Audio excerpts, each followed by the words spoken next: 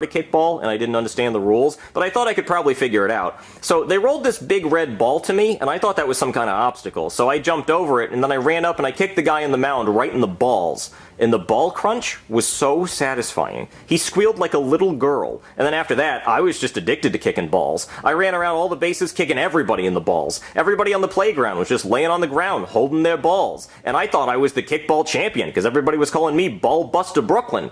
Until the PE teacher ran up and told me to go to the principal's office for kicking people in the balls. So I kicked him in the balls, and then I went to the principal's office, and the principal told me that I was suspended for kicking people in the balls. So I kicked him in the balls too. And then they called the cops, and as you can imagine, I kicked them in the balls, and they were not happy about that at all. So they sent me to jail, they took my mugshot, I kicked the photographer in the balls, and then they sent me to my cell, and I kicked my cellmate in the balls. So then they sent me to the electric chair, and I kicked the executioner in the balls. And then after that, they didn't know what to do. So they called my parents, and my parents came and got me, and my dad said I was grounded for kicking people in the balls, and that might teach me a lesson. So I kicked him in the balls. And then they sent me to a therapist to figure out why I was kicking people in the balls so much. And my therapist said it had something to do with unresolved feelings about my mother, so I kicked him in the balls. And then they sent me to a mental institution, and they put me in a straitjacket. But my legs were still free, so I kept kicking people in the balls. And then they put me in straight pants so I couldn't kick anybody in the balls. And then my parents and the teachers and the doctors and the cops and Bill Clinton, who was president at the time,